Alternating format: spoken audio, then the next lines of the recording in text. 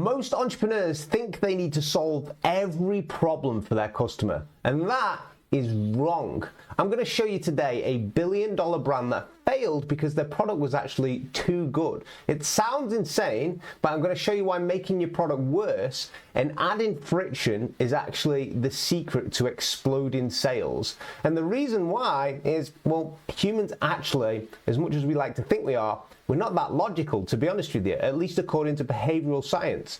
Let's go back to the 1950s. There was this massive food company called General Mills, and they had this brilliant idea for their famous baking brand Betty Crocker. They wanted to make life easier for families. They launched an instant cake mix. Now you have to understand, launching an instant cake mix was a huge deal back then. Before this, baking a cake was actually a lot of work if you think about it. You had to measure the flour, the sugar, you had to crack the eggs. It was messy, and basically it took a really long time. So this new mix, this instant cake mix, was actually magic. You just dumped this powder in a bowl, you added some water, you mixed it, and then you baked it. And that was basically it. And they thought it was a guaranteed home run, at least from like a business perspective.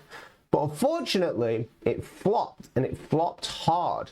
Sales were terrible. People just basically weren't buying it. And General Mills, the company, had no idea why. They had given people the gift of time, which is something that people had reported that they wanted. But what was the problem? So to get around this, they actually did something really smart. They went out and actually talked to their customers, again, just from a different perspective. And what they found out was wild. The women using the mix to make the cake actually felt guilty. They felt like they were cheating when it came to baking.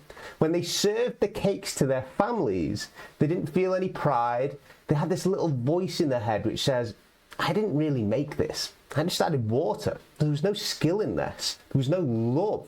There was no feeling of accomplishment, and it wasn't their cake, basically.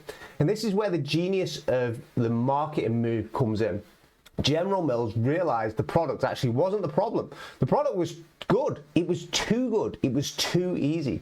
They figured out that they didn't need to make it better. They actually needed to make it a little bit worse. They needed to make the customer do a little bit of work. They went back and basically they changed the recipe. They took out the powdered egg and they changed the instructions on the box. And instead of just add water, the new box said, just add an egg instead. Right? Now, logically, this makes the product less convenient. It's now harder to make. You have to open the fridge, you get an egg, you crack it. It's like an extra step, and then you have to clean up more things as well. You have to probably clean up your side where you've just cracked the egg. But psychologically, it changed everything for that business. So suddenly the person baking the cake wasn't just a mixer, they were a baker. They were adding a fresh, essential ingredient. They were putting a piece of themselves into the cake, a piece of their time. And when that cake came out of the oven, it was actually now their creation, and their pride was back. And then as a consequence, sales skyrocketed. And this feeling has a name. It's actually called the IKEA effect. And the IKEA effect is basically a fancy way of saying we value things more when we help build them. And so if you think about a bookshelf from IKEA that you spent 3 hours building, it wobbles a little, but you love it more than the expensive pre-built one from the fancy store. Why? Because you bled for it. You put in the work, you put in the time, you had to think and try and reason and work out where the fifth screw is that's supposed to go on the second shelf, right?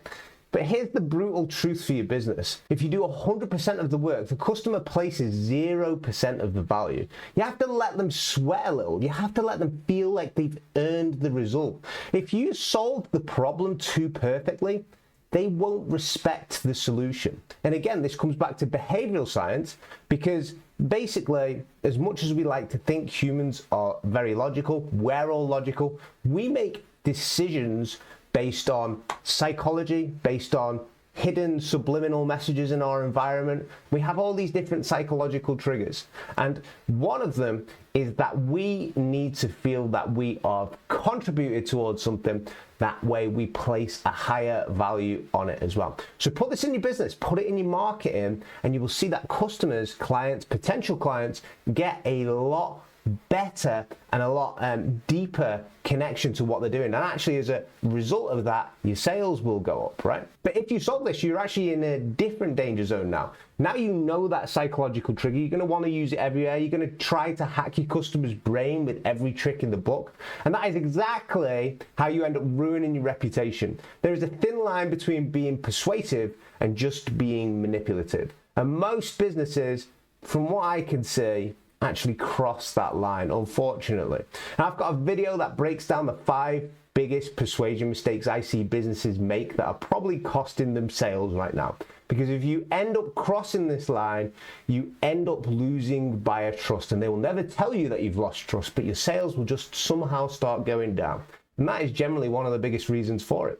So if you want to look at the 5 persuasion mistakes that most businesses make, click the video on the end of the screen and I will see you over there. Take care.